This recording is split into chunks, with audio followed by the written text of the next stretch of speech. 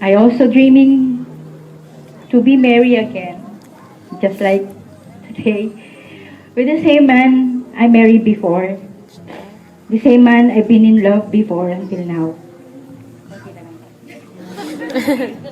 Honey, thank you so much for loving me, for loving our children with the best you can unconditionally. Thank you for providing for us, for making me feel beautiful and treating me like a princess.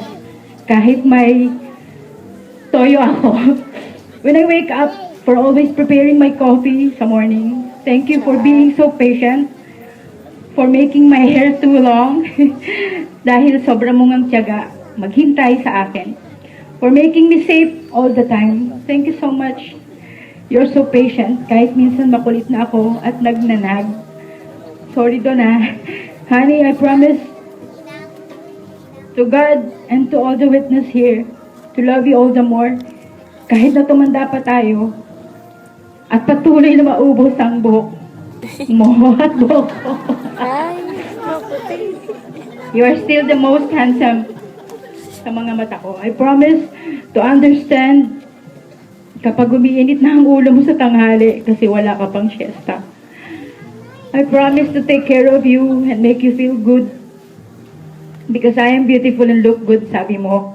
I promise to help you to bring out the best in you for the Lord and for us. I pray to God na maraming taon pa na magkasama tayo. Mahal na mahal kita at patuloy kitang paglilingkuran. I love you.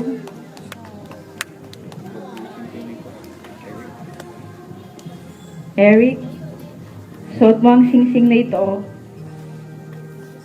Natanda ng aking dalisay at di nagmamaliw na pag-ibig. Sa pangalan ng Ama, ng Anak, at ng Espiritu Santo. Amen. Hiling ko po yung mga ninong at ninang, pwede po bang iunat natin mga kamay natin?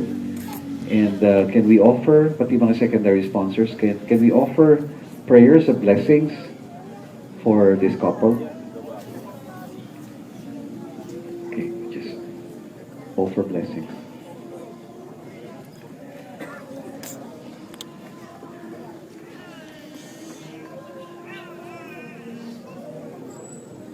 Thank you, Lord.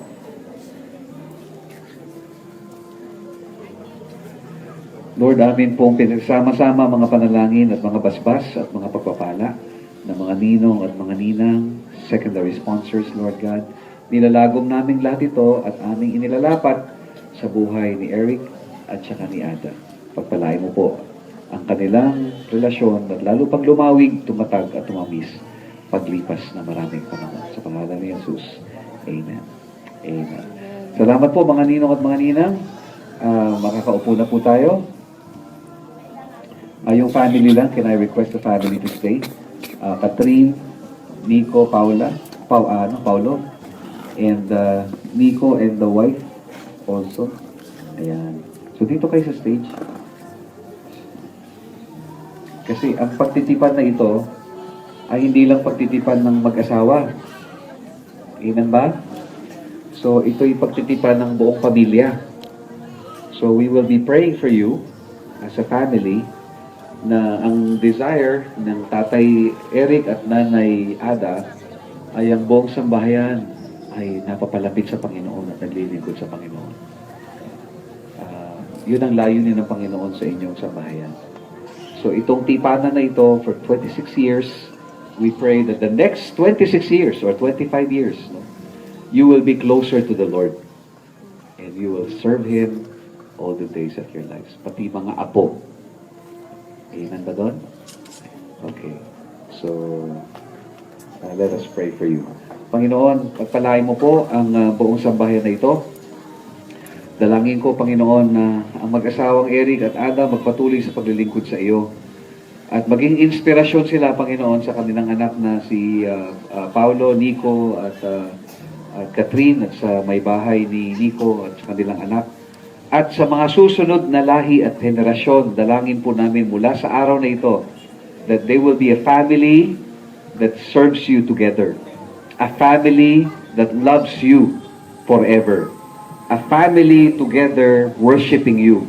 A family, Lord, that becomes a blessing to the other families of this nation and the nations of the world. I-bless mo po ang sambayan ito, Panginoon. Sa pangalan ng aming Panginoong Yesus. Amen at amen. Okay. Sige. Salamat. Makakaupo na kayo.